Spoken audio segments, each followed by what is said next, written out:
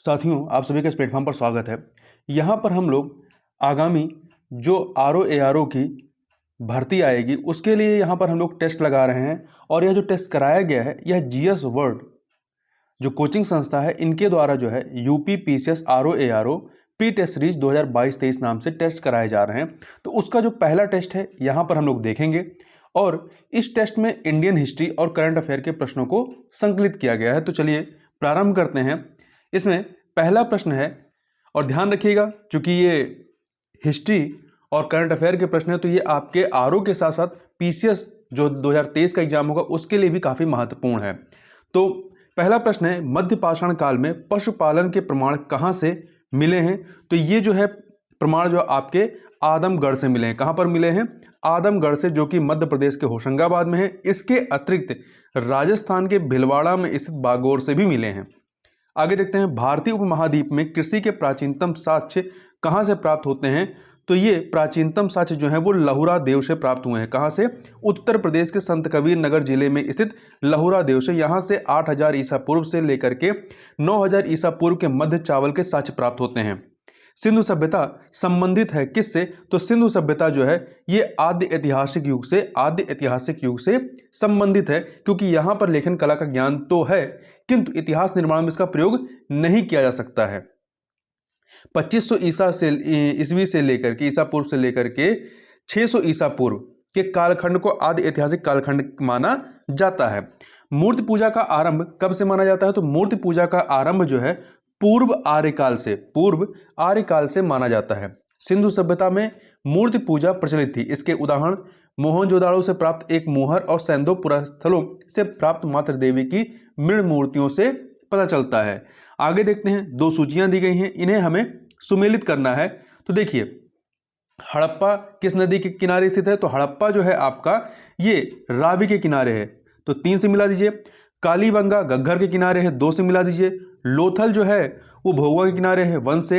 रोपण जो है सतलज के किनारे, 4 से। तो 3, 2, 1, 4 अर्थात डी ऑप्शन आपका सही हो जाएगा। आगे बढ़ते हैं, निम्नलिखित वैदिक देवताओं में से किसे उनका पुरोहित माना जाता है? तो किसे माना जाता है? तो बृहस्पति को। किसको? बृहस्पति को माना जाता है। अगला प्रश्न क्वेश्चन नंबर 7। क्वेश्चन नंबर 7 है, बुद्ध की मृत्यु के पश्चात प्रथम बौद्ध संगीत की अध्यक्षता की गई थी किसके द्वारा? एक सेकेंड, हाँ, बुद्ध की मृत्यु के पश्चात प्रथम बौद्ध संगीत की अध्यक्षता की गई थी किसके द्वारा की गई थी? महाकश्यप के द्वारा की गई थी। ठीक है, प्रथम बौद्ध संगीत का आयोजन बुद्ध के मृत्यु के तत्काल बाद राजगृह के सप्तवर्णी गुफा में अजातशत्रु के शासनकाल में होती है और इसकी अध्यक्षता महाकश्यप के द्वारा की गई थी। त्रिपिटक निम्नलिखित में से किससे संबंधित है? त्रिपिटक जो है ये बौद्ध धर्म से संबंधित है। बुद्ध की शिक्षाओं को त्रिपिटक के रूप में संकलित किया गया है। इसमें पहला है विनय पिटक, जिसमें नियम व आचरण की शिक्षा दी गई है। सुत्त पिटक धार्मिक सिद्धांत है और अभिधम्म पिटक में दार्शनिक सिद्धांत है। भगवान महावीर का प्रथम शिष्य कौन था? इनके जो दामाद जमाली थे वो इनके प्रथम शिष्य थे। पाटलिपुत्र को किस शासक ने सर्वप्रथम अपनी राजधानी बनाया? पाटलिपुत्र को किस शासक ने सर्वप्रथम अपनी राजधानी बनाया? उदयन ने बनाया था। किसने? उदयन ने। हर्यक वंशी शासक उदयन ने बनाया था और पाटलिपुत्र गंगा और सोन नदी के संगम पर स्थित रही है और उसने अपनी राजधानी राजगृह से स्थानांतरित करके पाटलिपुत्र कर दी थी। केवल वह स्तंभ जिसमें अशोक ने स्वयं को मगध का सम्राट बताया है, तो कौन से? भाब्रू स्तंभ जो है स्तंभलेख राजस्थान में, इसमें बताया है। अगला है, मौर्य काल में शिक्षा का सर्वाधिक प्रसिद्ध केंद्र कौन सा था? तो तक्षशिला था। तक्षशिला मौर्य काल में हिंदू और बौद्ध शिक्षा का प्रमुख केंद्र था। यहाँ विश्व भर से लोग पढ़ने आते थे। यह वर्तमान में कहाँ पर स्थित है? पाकिस्तान के इस्लामाबाद के पश्चिम में स्थित है। गुप्त काल में उत्तर भारतीय व्यापार निम्नलिखित में से किस एक पत्तन से संचालित होता था? पोर्ट से संचालित होता था। तो ये जो है ताम्रलिप्ति पोर्ट से संचालित होता है। ये कहां पर है? ये वर्तमान में पश्चिम बंगाल का हिस्सा है।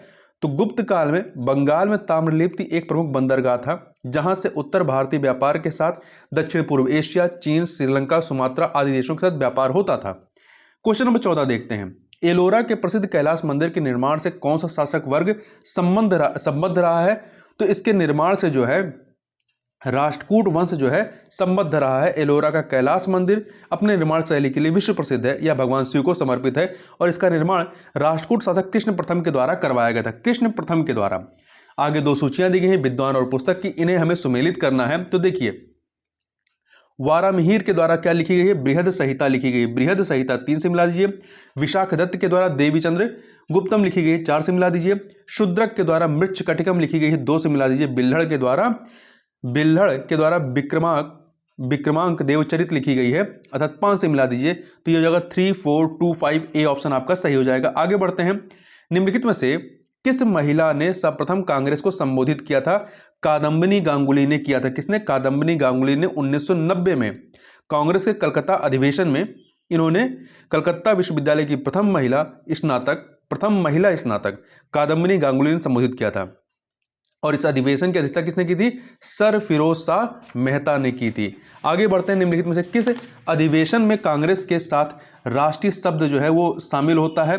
तो ये आपका नागपुर अधिवेशन 1891 में कांग्रेस के साथ राष्ट्रीय शब्द जोड़ा गया। इस अधिवेशन की अध्यक्षता पी आनंद चालू ने की थी। कांग्रेस के प्रथम अधिवेशन में निम्नलिखित में से कौन शामिल नहीं हुआ था? तो इसमें जो है मोहम्मद अबुल कलाम आजाद ये शामिल नहीं थे। देखिए, 28 दिसंबर 1885 ईस्वी में गोकुलदास तेजपाल संस्कृत विद्यालय में भारतीय राष्ट्रीय कांग्रेस का प्रथम अधिवेशन हुआ था। इस सम्मेलन की अध्यक्षता WC बनर्जी ने की थी और कुल 72 सदस्यों ने पार्टिसिपेट किया था, जिसमें दादा भाई नौरोजी, फिरोज शाह मेहता, दिन साहब आचा ये लोग थे, परंतु मोहम्मद अबुल कलाम आजाद नहीं थे। आगे चलते हैं, क्वेश्चन नंबर 19 देखते हैं। क्वेश्चन नंबर 19 से आपका दो सूचियां दी गई हैं संगठन और संस्थापक की। इसे हमें क्या करना है? सुमेलित करना। तो देखिए, ब्रिटिश इंडियन एसोसिएशन 1891, इसकी एक सेकेंड इसमें दो हैं, इसमें आप मैच कराइए। ब्रिटिश इंडियन एसोसिएशन 1891 ये राधाकांत देव का है, 1 से मिला दीजिए। इंडियन लीग 1875 ये शिशिर कुमार घोष, 2 से मिलाइए। ईस्ट इंडिया एसोसिएशन 1866 ये जो है दादा भाई नौरोजी, 3 से मिलाइए। Land holder society 1838 Dwarkanath Tagore, 4 से मिलाइए। 1, 2, 3, 4 ए ऑप्शन आपका सही हो जाएगा। संगोली की संधि होती है कब? सुगोली की संधि जो होती है ये आपका 1815 में होती है। किसके बीच? ईस्ट इंडिया कंपनी और नेपाल के मध्य में ये होती है। आगे बढ़ते हैं। 18वीं सदी में बंगाल में वस्त्र उद्योग के पतन के लिए कौन से उत्तरदायी कारण थे? तो इसके पतन के लिए जो है ब्रिटेन को निर्यात करने वाले माल पर उच्च तटकर का लगाया जाना इसका प्रमुख कारण था। आगे बढ़ते हैं। 1920 में निम्नलिखित में से किसने अपना नाम परिवर्तित कर स्वराज सभा रख लिया? किसने रख लिया? तो ये नाम रखा था All India Home Rule League का। All India Home Rule League का नाम जो 1920 में स्वराज सभा कर दिया गया था। तो 1916 ईस्वी में बाल गंगाधर तिलक के द्वारा all India Home Rule league की स्थापना भारत में ब्रिटिश शासन के अंतर्गत स्वशासन की मांग के उद्देश्य से की गई थी। 1920 में all India Home Rule League का नाम परिवर्तित करके स्वराज सभा रख दिया गया। आगे बात करते हैं। 19वीं शताब्दी के उत्तरार्ध में नव हिंदूवाद के सर्वश्रेष्ठ प्रतिनिधि कौन थे? स्वामी विवेकानंद थे। रामकृष्ण मिशन की स्थापना स्वामी विवेकानंद ने 1896 में की थी। ये रामकृष्ण परमहंस के शिष्य थे। राजा राम मोहन राय ने ब्रह्म समाज की स्थापना 1828 में की थी। इन नामों में से देखेंगे तो, जबकि बंकिम चंद्र चटर्जी ने आनंद मठ और दुर्गेश नंदनी की रचना की थी। आगे बढ़ते हैं। ईस्ट इंडिया कंपनी के द्वारा प्रथम व्यापारिक केंद्र की स्थापना कहां पर की गई थी? तो ये सूरत में की गई थी। मुगल बादशाह जहांगीर के शाही दरबार में 1609 में कैप्टन हॉकिंस आया और सूरत में व्यापारिक केंद्र की स्थापना की अनुमति मांगी, किंतु पुर्तगालियों के दबाव में मुगल बादशाह ने जो है उसे इजाजत नहीं दी। फिर थॉमस बेस्ट द्वारा पुर्तगालियों पर विजय प्राप्त करने के उपरांत 1613 ईस्वी में सूरत में व्यापारिक केंद्र की स्थापना की गई। इसके अतिरिक्त 1500 में कालीकट में पुर्तगालियों द्वारा पहली फैक्ट्री स्थापित की गई थी। पुर्तगालियों द्वारा पहली कालीकट में की गई थी और डचों के द्वारा मसूलीपट्टनम में 1605 में पहली स्थापित की गई थी, पहली व्यापारिक कंपनी उनकी। आगे बढ़ते हैं। अगले प्रश्न क्वेश्चन नंबर 25, यूरोपीय कंपनियों के आने का क्रम व्यवस्थित कीजिए। सबसे पहले कौन आते हैं और उसके बाद कौन आते हैं? तो देखिए, सबसे पहले पुर्तगाली आते हैं। सबसे पहले यदि आप देखेंगे तो पुर्तगाली 1498 में आते हैं, अंग्रेज 1600 में आते हैं, डच 1602 में, फ्रांसीसी 1664 में आते हैं। तो पुर्तगाली, अंग्रेज, डच, फ्रांसीसी, पुर्तगाली सबसे पहले आते हैं और सबसे बाद में जाते हैं भारत से। फ्रांसीसी सबसे पहले आते हैं, सबसे पहले ही चले, सबसे लास्ट में आते हैं और सबसे पहले जाते हैं। पुर्तगाली सबसे पहले आते हैं और सबसे बाद में जाते हैं। आगे बात करते हैं, राजा राम मोहन राय को राजा की उपाधि किस मुगल शासक ने दी थी? तो अकबर द्वितीय के द्वारा यह उपाधि दी गई थी। आगे बढ़ते हैं, दो सूचियां दी गई हैं, इन्हें हमें सुमेलित करना है। तो देखिए, लॉर्ड डलहौजी जो है, ये लॉर्ड डलहौजी का संबंध किससे है? व्यक्तिगत सिद्धांत से है, तो 4 से मिलाइए। लॉर्ड विलियम बेंटिक का संबंध जो है सती प्रथा के निषेध से है, 1 से मिलाइए। लॉर्ड रिपन का संबंध जो है स्थानीय स्वशासक के रूप में है रहा है, 2 से। लॉर्ड कर्जन का बंगाल के विभाजन से, 3 से। तो 4, 1, 2, 3 अर्थात ए ऑप्शन आपका यहां पर सही हो जाएगा। आगे बात करते हैं, बंगाल के किस नवाब ने राजधानी को मुर्शिदाबाद से मुंगेर स्थानांतरित कर दिया था? तो किसने किया था? मीर कासिम ने। किसने किया? मीर कासिम ने किया था। बक्सर युद्ध के बाद अंग्रेजों ने मीर जाफर को बंगाल गद्दी पर बैठाया, किंतु उसने शीघ्र ही विद्रोह कर दिया, जिससे उसे हटा करके उसके स्थान पर मीर कासिम को बंगाल के सिंहासन पर बैठाया गया था। और मीर कासिम ने जो है कंपनी के हस्तक्षेप से बचने के लिए अपनी राजधानी को मुर्शिदाबाद से मुंगेर स्थानांतरित कर दिया था। अगला प्रश्न देखते हैं, निम्नलिखित में से कौन सा सुमेलित नहीं? देखिए, प्रथम आंग्ल मैसूर युद्ध 1767 से 69, मद्रास युद्ध की संधि या मद्रास की संधि से यह समाप्त होता है। द्वितीय आंग्ल मैसूर युद्ध 1780 से 84, मैंगलोर की संधि होती है। तृतीय आंग्ल मैसूर युद्ध 1790 से 92, श्रीरंगपट्टनम की संधि होती है। तीनों सही हैं। परंतु जो डी है, चतुर्थ आंग्ल मैसूर युद्ध 1799 सालबाई की संधि, ये आपका गलत है, क्योंकि सालबाई की संधि जो है ये 1782 में सिंधिया की मध्यस्थता के कारण पूना दरबार और अंग्रेजों के मध्य होती है। इस प्रकार से इसका संबंध चतुर्थ आंग्ल मैसूर युद्ध से किसी प्रकार से नहीं है। आगे चलते हैं, क्वेश्चन नंबर 30 देखते हैं। क्वेश्चन नंबर 30, प्राचीन स्मारक संरक्षण एक्ट किस गवर्नर जनरल के कार्यकाल में पारित हुआ था? तो ये लॉर्ड कर्जन के कार्यकाल में पारित होता है। प्राचीन स्मारक संरक्षण अधिनियम 1904 के द्वारा लॉर्ड कर्जन ने भारत में पहली बार ऐतिहासिक इमारतों की सुरक्षा एवं मरम्मत की ओर ध्यान देते हुए 50,000 पाउंड की धनराशि का आवंटन किया था। निम्नलिखित में से किस गवर्नर जनरल द्वारा सन्यासी विद्रोह को दबाया गया था? वॉरेन हेस्टिंग के द्वारा। किसके द्वारा? वॉरेन हेस्टिंग के द्वारा दबाया गया था। देखिए, 1770 के विनाशकारी बंगाल अकाल के समय अंग्रेजों की कठोर आर्थिक नीतियों के विरुद्ध मजनूम शाह, चिराग अली, मूसा शाह, अवानी पाठक और देवी चौधरानी के नेतृत्व में सन्यासियों का एक समूह ब्रिटिश साम्राज्य के खिलाफ विद्रोह कर देता है, और इस विद्रोह का दमन वॉरेन हेस्टिंग के द्वारा किया गया था। इस आंदोलन के आधार पर बंकिम चंद्र चट्टोपाध्याय ने आनंद मठ उपन्यास की रचना की थी।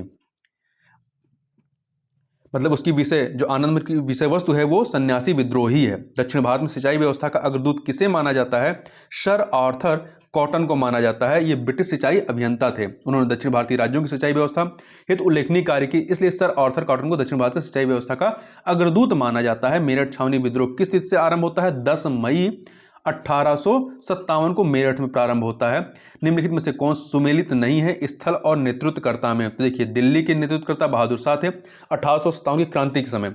लखनऊ में बेगम हजरत महल थी। कानपुर में कुंवर सिंह, कानपुर में नाना साहब तत्या टोपे थे, कुंवर सिंह नहीं थे। कुंवर सिंह आपके बिहार में रहते हैं, आरा में। कानपुर में नाना साहब तत्या टोपे थे। फैजाबाद में मौलवी अहमदुल्ला थे। तो इस प्रकार सी ऑप्शन आपका सही नहीं होगा। दो सूचियां अगले प्रश्न में है, स्मारक है और उसके निर्माणकर्ता। तो देखिए, कौन सा इसमें बताना है, इसको हमें सुमेलित करना है। 35 को, दोनों सूची को सुमेलित करना है। तो लाल महल की स्थापना किसने करवाई थी? बलबन ने। 2 से मिलाइए। हौजे खास की अलाउद्दीन खिलजी ने।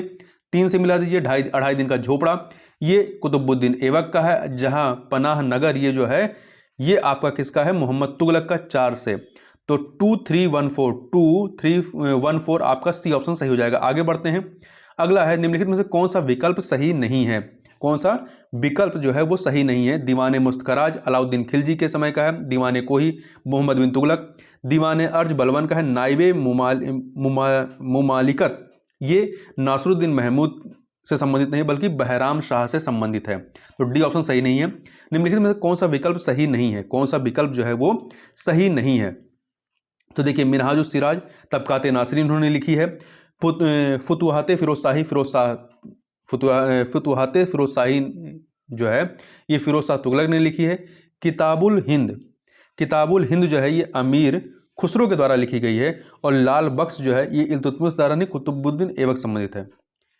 लाल बख्श जो है ये कुतुबुद्दीन ऐबक की उपाधि रही है, लाल बख्श, ठीक है, कुतुबुद्दीन ऐबक की, ना कि इल्तुतमिश की। तो डी ऑप्शन यहाँ सुमिलित नहीं है। किस सूफी संत की मान्यता थी कि भक्ति संगीत ईश्वर के निकट पहुंचने का एक साधन है? तो ये मान्यता थी मोइनुद्दीन चिश्ती की, मोइनुद्दीन चिश्ती की। भारत में चिश्ती सिलसिला की स्थापना मोइनुद्दीन चिश्ती ने 1143 से 1236 इनका टाइम पीरियड रहता है, इन्होंने की थी। इन्होंने अजमेर में खानकाह की स्थापना की थी, खानकाह की स्थापना की थी। आगे बढ़ते हैं, निम्नलिखित में से कौन से मध्यकालीन भारत के प्रसिद्ध विधिवेता थे? विधिवेता थे तो देखिए इसमें कौन थे, एक सेकंड, तो विज्ञानेश्वर हिमाद्री और जिमूत वाहन ये मध्यकालीन भारत के प्रसिद्ध विधिवेता थे। इस प्रकार से 1 2 4 सी ऑप्शन सही हो जाएगा। सी ऑप्शन आपका यहां पर सही हो जाएगा। विज्ञानेश्वर ने जो है याज्ञवल्क्य स्मृति पर टीका मिताक्षरा तथा जिमूत वाहन ने भी याज्ञवल्क्य स्मृति पर टीका दायभाग लिखा था, नाम से लिखा। हिमाद्री ने मनुस्मृति पर टीका लिखा। राजशेखर हैं ये प्रतिहार शासक महेंद्र पाल प्रथम के दरबार में रहते थे। इन्होंने कपूर मंजरी नामक नाटक की रचना की थी। मध्यकालीन भारत में मनसबदारी प्रथा किसके लिए चालू की गई थी? मनसबदारी प्रथा जो है ये सेना में भर्ती किस से संबंधित थी? देखिए मनसबदारी प्रणाली मुगल काल में प्रचलित एक प्रशासनिक प्रणाली थी। यह प्रथा 1575 में अस्तित्व में आई। मनसब शब्द का अरबी भाषा में अर्थ होता है पद।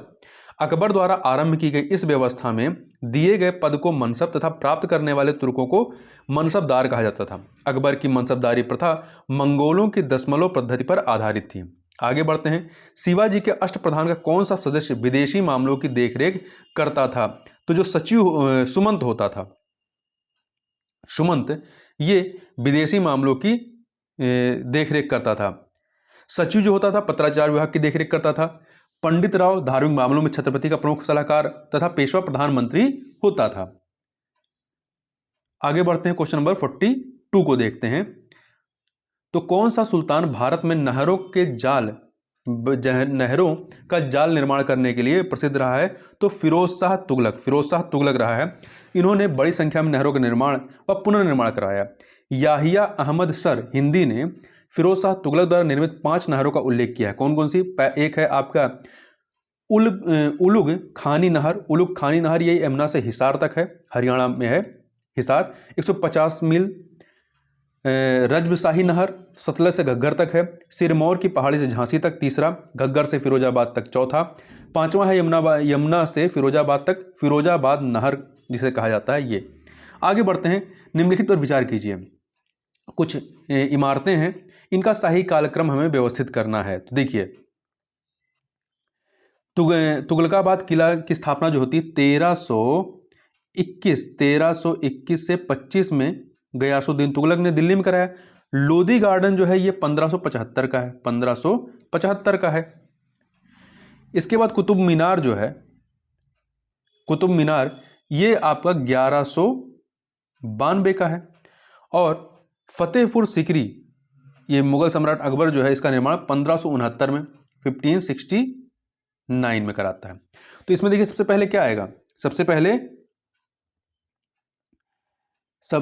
पहले कुतुब मीनार आएगा, फिर इसके बाद आपका तुगलकाबाद किला आएगा, फिर आपका फतेहपुर सिकरी आएगा और फिर लोधी गार्डन आएगा। तो 3 1 2 4 बी ऑप्शन आपका सही हो जाएगा। आगे बढ़ते हैं, निम्नलिखित युग्मों में से कौन सा सुमेलित नहीं है? कौन सा सुमेलित नहीं है?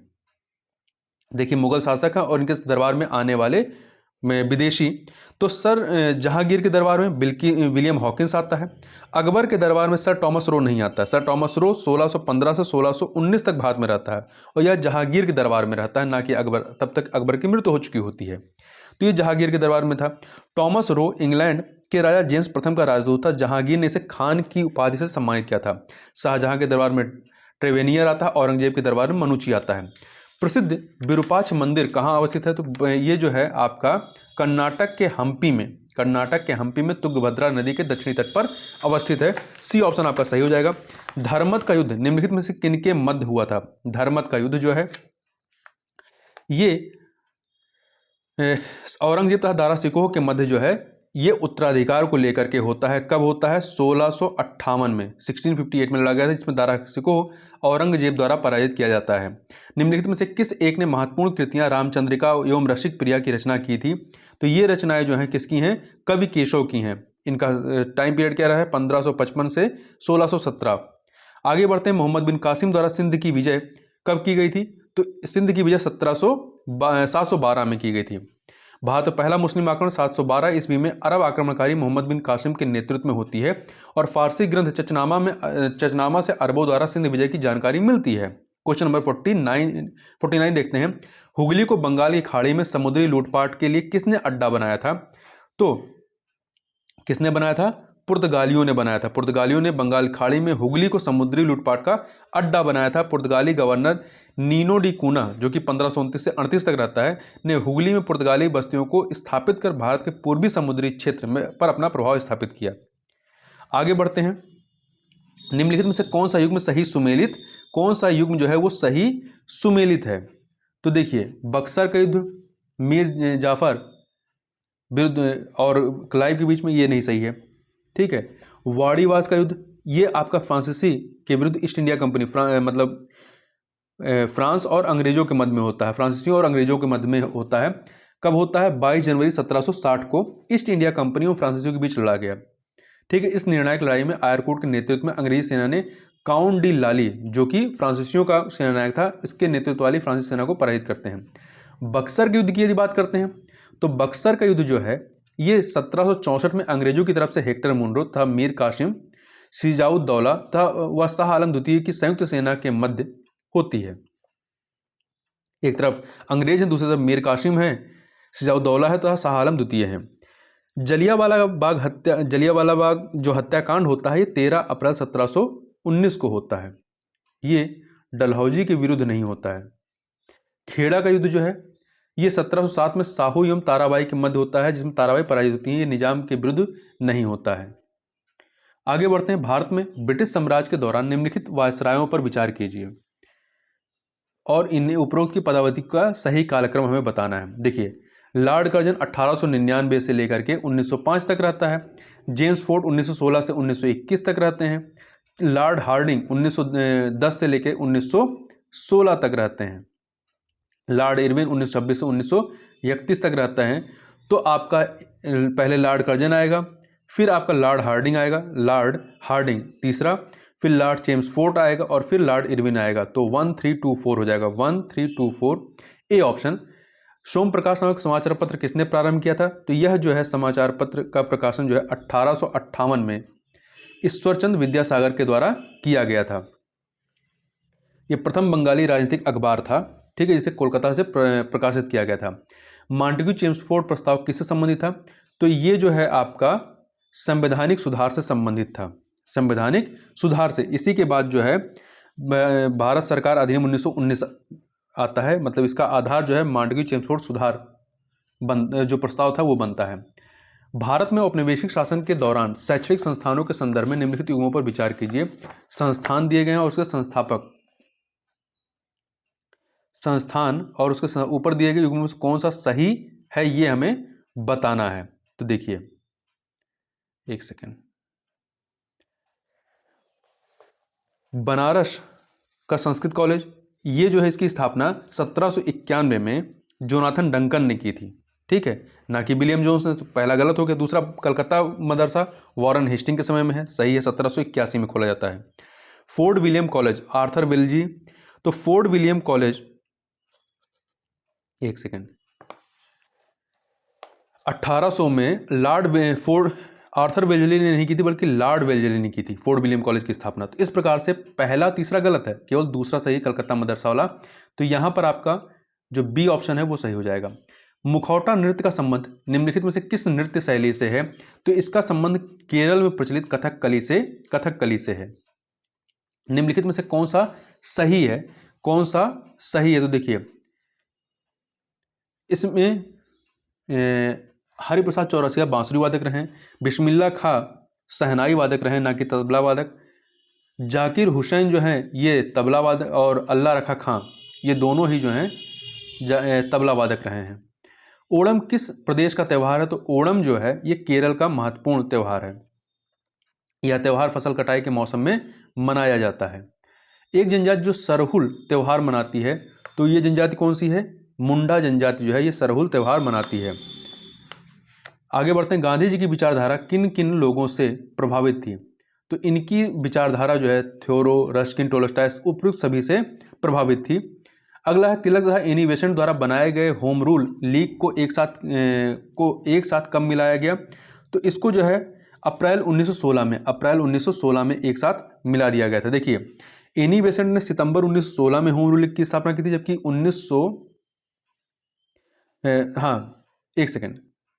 एक सेकेंड ये गड़बड़ है। 1918 में दोनों होम रूल लीग को मिलाया जाता है। सी ऑप्शन यहाँ पे होगा। अप्रैल 1916 में तिलक ने स्थापना की थी होम रूल लीग की, और सितंबर 1916 में एनी बेसेंट ने की थी, और 1918 में दोनों को मिक्स किया जाता है, मतलब मिला दिया जाता है। एक वर्ष के भीतर स्वराज प्राप्ति का लक्ष्य किस आंदोलन से संबंधित था? तो ये किससे संबंधित था? ये आपका असहयोग आंदोलन से संबंधित था। 1 अगस्त 1920 को असहयोग आंदोलन प्रारंभ होता है, और 5 नवंबर 1920 के कांग्रेस कमेटी के अधिवेशन में गांधी जी ने असहयोग आंदोलन शुरू करने के 1 वर्ष के भीतर स्वराज प्राप्त करने का नारा दिया था। निम्नलिखित में से कौन सा एक सुमेलित नहीं है? 1885 भारतीय राष्ट्रीय कांग्रेस की स्थापना, 1905 बंगाल विभाजन, 1909 माल्य मिंटो सुधार, 1930 असहयोग आंदोलन। नहीं, असहयोग आंदोलन 1 अगस्त 1920 को होता है। इस प्रकार से डी ऑप्शन आपका जो है वो सही नहीं है। आगे बढ़ते हैं। निम्नलिखित में से कौन स्वराज पार्टी के गठन के लिए जिम्मेदार थे? स्वराज पार्टी के गठन के लिए चित्तरंजन दास और मोतीलाल नेहरू जिम्मेदार थे। तो 2 और 3 अर्थात बी ऑप्शन यहां पर सही हो जाएगा। इसकी स्थापना मार्च 1923 में होती है। किसके सुझाव पर भारतीयों को साइमन कमीशन से बाहर रखा गया था? तो लॉर्ड इरविन के सुझाव पर बाहर रखा गया। तो साइमन कमीशन फरवरी 1928 में भारत आता है, जिसका काफी विरोध होता है। निम्नलिखित में से कौन वर्ष 1928 में इंडिपेंडेंस फॉर इंडिया लीग के गठन से संबंधित था? तो कौन संबंधित था? तो इसमें जवाहरलाल नेहरू और सुभाष चंद्र बोस इससे संबंधित थे। 1928 में इंडिपेंडेंस फॉर इंडिया लीग का गठन जवाहरलाल नेहरू तथा सुभाष चंद्र बोस ने मिलकर किया था। इस लीग का उद्देश्य डोमिनियन स्टेट से आगे पूर्ण स्वतंत्रता की मांग को मुखर करना था। आगे बढ़ते हैं। निम्नलिखित में से कौन सा कथन महात्मा गांधी की दांडी यात्रा के विषय में असत्य है? यह पूर्णतः एक पैदल यात्रा थी, सही बात है। दूसरा देखते हैं। साबरमती आश्रम से आरंभ होकर इसका समापन दांडी में होता है, ये भी सही। इसकी शुरुआत 18 मार्च 1930 को हुई थी, ये गलत है, क्योंकि इसका शुरुआत जो है 12 मार्च 1930 को हुई थी। समूची यात्रा 24 दिन में पूरी हुई थी, ये सही है। 12 मार्च 1930 से 6 अप्रैल 1930 तक की यात्रा चलती है। तो यहां पर सी ऑप्शन ही केवल गलत है। भारतीय राष्ट्रीय आंदोलन संबंधित निम्नलिखित घटनाओं को पढ़ें और सही कालक्रम हमें बताना है। देखिए, कांग्रेस का कराची अधिवेशन ये 1931 में होता है, मार्च 1931 में होता है। 26 से 29 मार्च 1931। सुखदेव को फांसी कब होती है? ये 23 मार्च 1931, मतलब पहले सुखदेव को फांसी होती, फिर कराची अधिवेशन होता है। गांधी इरविन समझौता ये भी मार्च में ही होता है, 5 मार्च 1931 को होता है। और द्वितीय गोलमेज सम्मेलन ये 7 सितंबर से लेकर 1 दिसंबर 1931 को होता है। तो इसमें सबसे पहले क्या होगा? सबसे पहले जो है गांधी इरविन समझौता होता है 3, फिर सुखदेव को फांसी 2, फिर आपका भारतीय राष्ट्रीय कांग्रेस का कराची अधिवेशन होता है, फिर द्वितीय गोलमेज सम्मेलन होता है 4, 3-2-1-4 अर्थात ए ऑप्शन आपका जो है वो सही हो जाएगा। महात्मा गांधी ने अपना पहला आमरण अनशन कब प्रारंभ किया था? तो ये प्रारंभ इन्होंने किया था कब? कम्युनल अवार्ड के समय इन्होंने किया था यरवदा जेल में 20 सितंबर 1932 को। ब्रिटिश प्रधानमंत्री रैमजे मैकडोनाल्ड के सांप्रदायिक निर्णय के विरुद्ध इसको आरंभ किया था। भारत के स्वतंत्रता के समय महात्मा गांधी ने कांग्रेस की सदस्यता से त्यागपत्र दिया था। कब दिया था? 1934 में दिया था। 1934 में दिया था। अगला प्रश्न है, अखिल भारतीय ट्रेड यूनियन कांग्रेस की स्थापना कब होती है? तो ये अक्टूबर 1920 को, 31 अक्टूबर 1920 को जो होती है NM जोशी के द्वारा बंबई में की जाती है। इसके प्रथम अध्यक्ष लाला लाजपत राय थे और उपाध्यक्ष जोसेफ बैप्टिस्टा थे और महामंत्री दीवान चमनलाल बजाज थे। आगे बढ़ते हैं। किसने जलियांवाला बाग हत्याकांड के विरोध में वायसराय की कार्यकारिणी परिषद की सदस्यता से इस्तीफा दिया था? तो किसने दिया था? सर शंकर नायर ने दिया था। 13 अप्रैल 1919 को जलियांवाला बाग हत्याकांड होती है। 72 नंबर क्वेश्चन, खिलाफत आंदोलन को किसने प्रारंभ किया था? तो खिलाफत आंदोलन को प्रारंभ करने वालों में शौकत अली, अबुल कलाम आज़ाद और मोहम्मद अली थे। तो यहां पर आपका 1 2 3 बी ऑप्शन आपका सही हो जाएगा। आगे बढ़ते हैं। वह व्यक्ति जिसने दिल्ली के जामा मस्जिद से अप्रैल 1919 में हिंदू मुस्लिम एकता पर भाषण दिया वह थे स्वामी श्रद्धानंद। कौन थे? स्वामी श्रद्धानंद थे। 1916 स्वामी श्रद्धानंद थे। आगे बढ़ते हैं। निम्नलिखित में से कौन सा कथन असहयोग आंदोलन के संबंध में सही नहीं है? तो इस आंदोलन की अवधि 1920 से 1922 तक रहती, सही है। 1 वर्ष के भीतर स्वराज की प्राप्ति इसका लक्ष्य था, यह भी सही है। जिन्ना ने इसका समर्थन नहीं किया, यह भी सही है।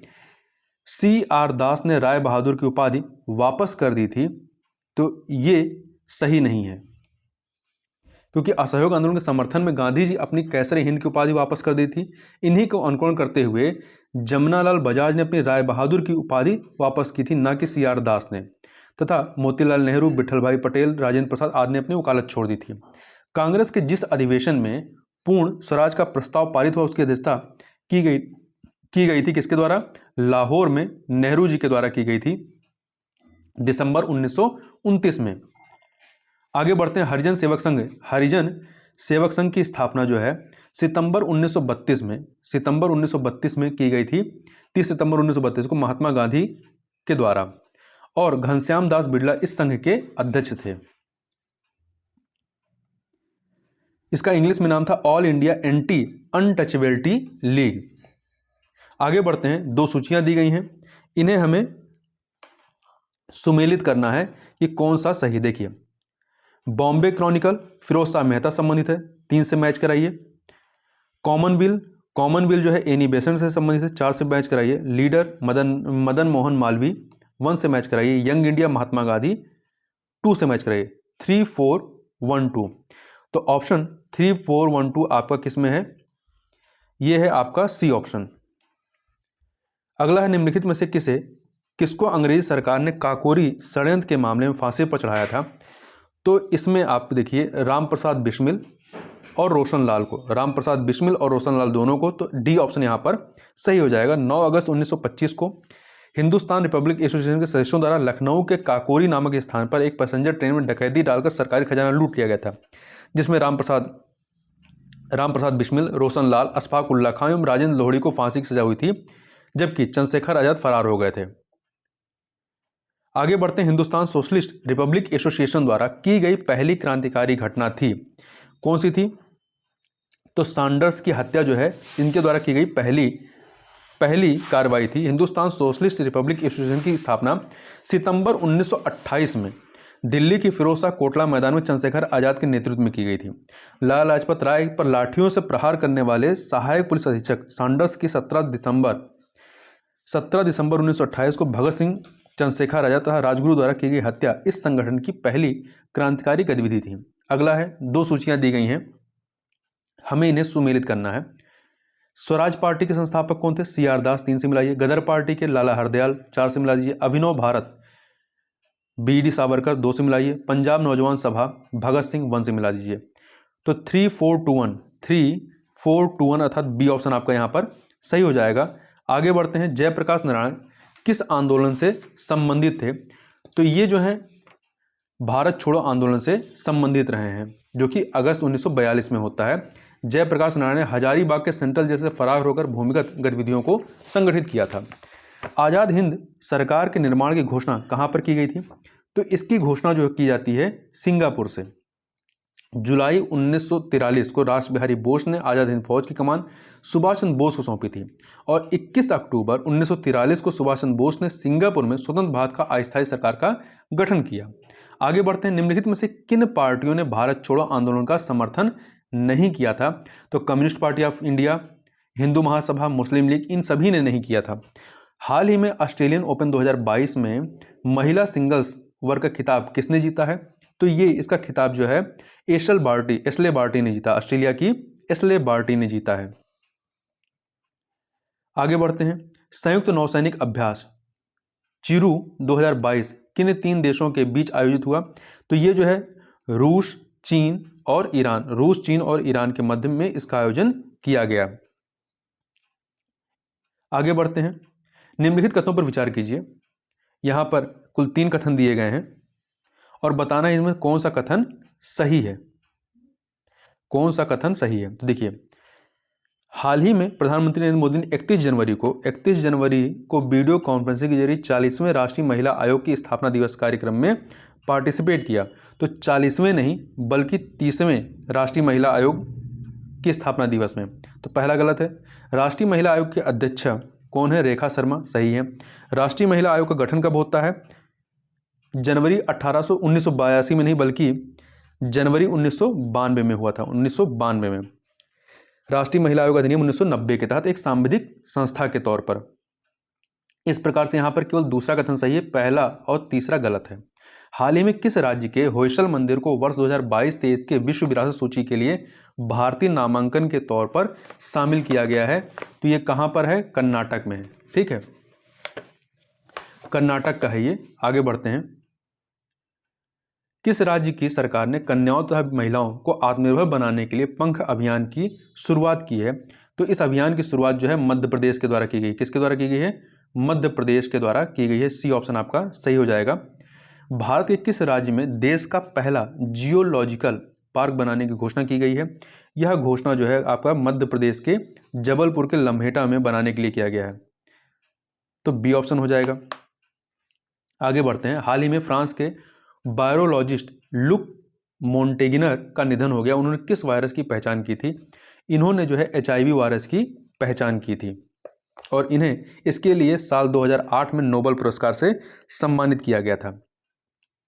28 फरवरी 2022 से शुरू होने वाला 45वां अंतर्राष्ट्रीय कोलकाता पुरस्कार मेले का फोकस थीम देश कौन सा था? तो इसका फोकस थीम देश बांग्लादेश रहा है। ठीक है, बांग्लादेश, और इसका आयोजन 28 फरवरी 2022 से प्रारंभ हुआ था। बंगबंधु की जन्मशती और बांग्लादेश की आज़ादी के 50 साल दोनों का इस साल की थीम देश बांग्लादेश रहा है और बांग्लादेश दिवस जो है 3 और 4 मार्च को मनाया जाता है। आगे बढ़ते हैं, भारत में पहला बुलेट ट्रेन स्टेशन 2024 तक कहाँ बनेगा? तो ये आपका जो है गुजरात के सूरत में मुंबई अहमदाबाद बुलेट ट्रेन परियोजना भारत की पहली बुलेट ट्रेन रूट होगी, जबकि सूरत शहर भारत का पहला बुलेट ट्रेन स्टेशन बनेगा। आगे चलते हैं, किस राज्य सरकार ने कैंसर की रोकथाम के लिए होप एक्सप्रेस शुरू करने की घोषणा की है? किसने शुरू करने की? महाराष्ट्र ने। ठीक है, महाराष्ट्र ने। कृषि और प्रसंस्कृत खाद्य उत्पाद निर्यात प्राधिकरण एपीडा ने अपना 36वां स्थापना दिवस मनाया। इसका मुख्यालय कहाँ पर है? तो इसका जो मुख्यालय है वो कहाँ पे है? नई दिल्ली में।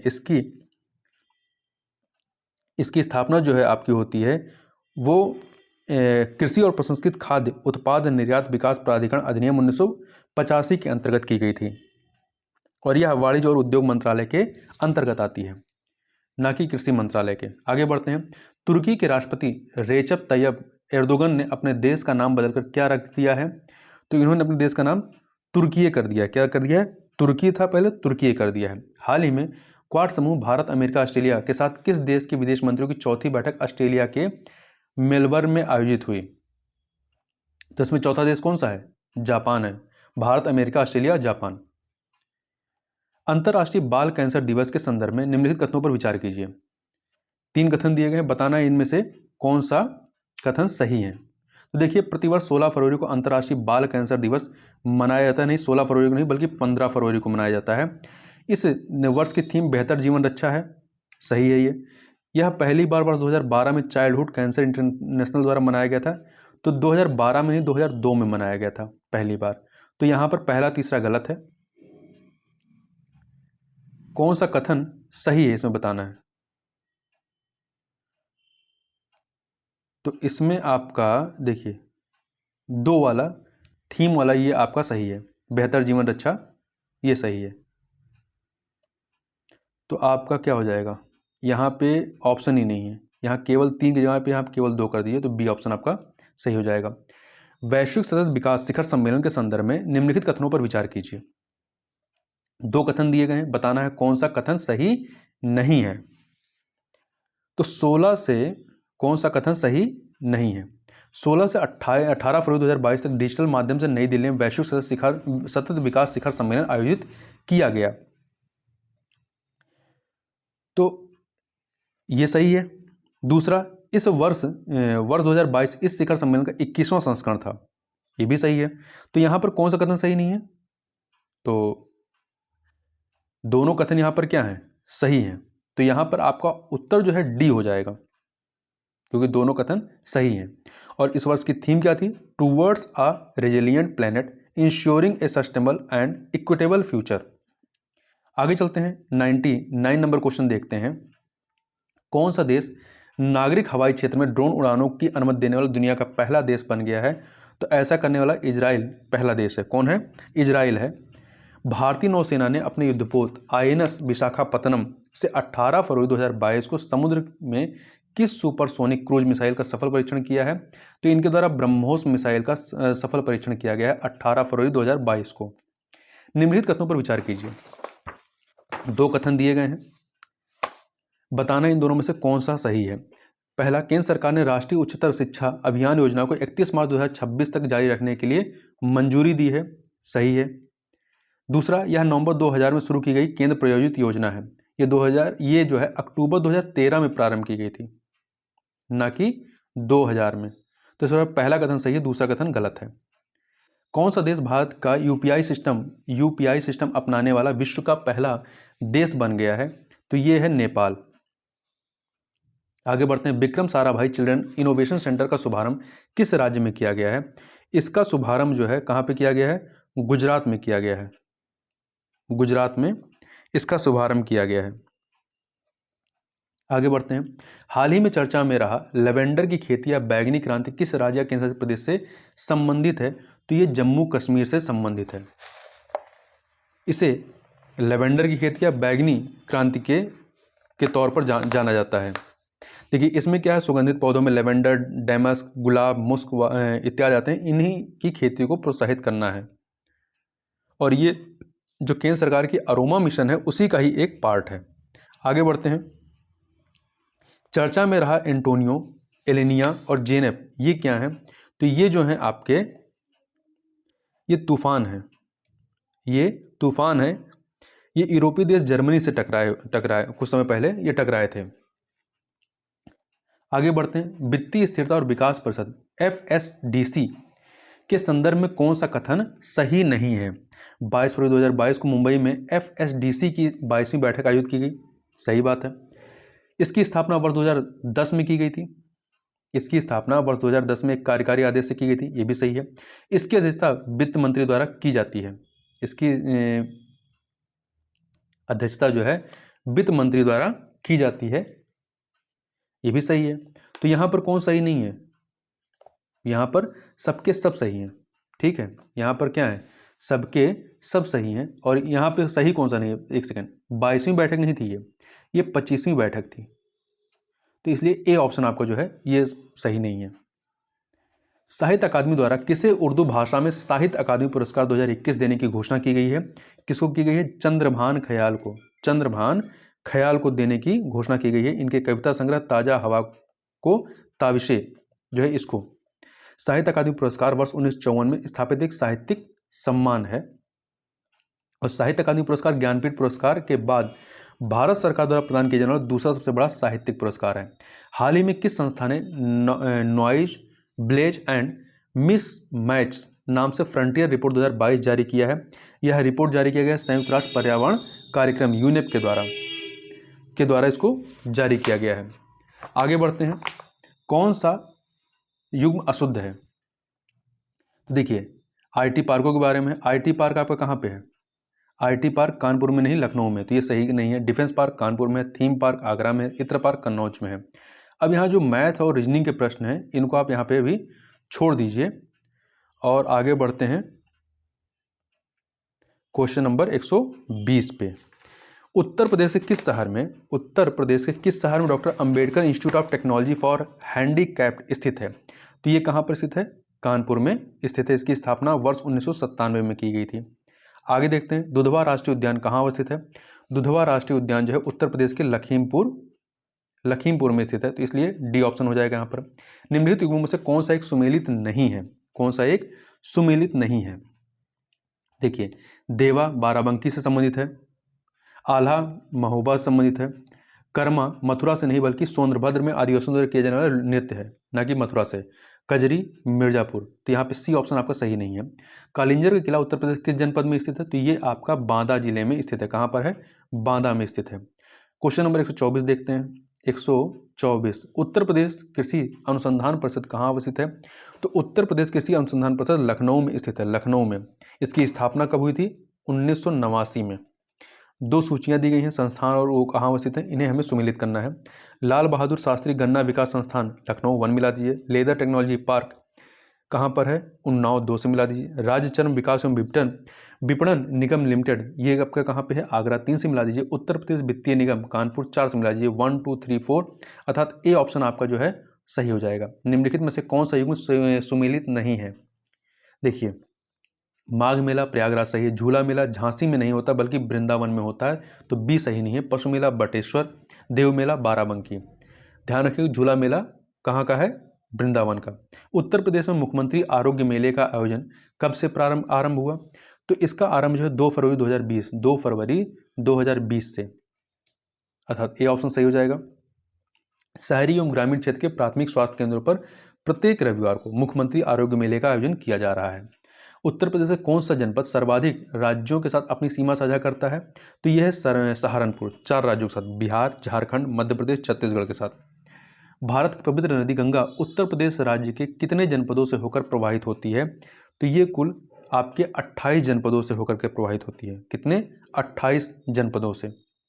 आगे बढ़ते हैं, उत्तर प्रदेश की कौन सी एक झील को बर्ड लाइफ इंटरनेशनल द्वारा महत्वपूर्ण पक्षी क्षेत्र माना गया है? तो ये कौन सी है? ये है आपका सरसई नावर झील। सरसई नावर झील इटावा जनपद में स्थित है।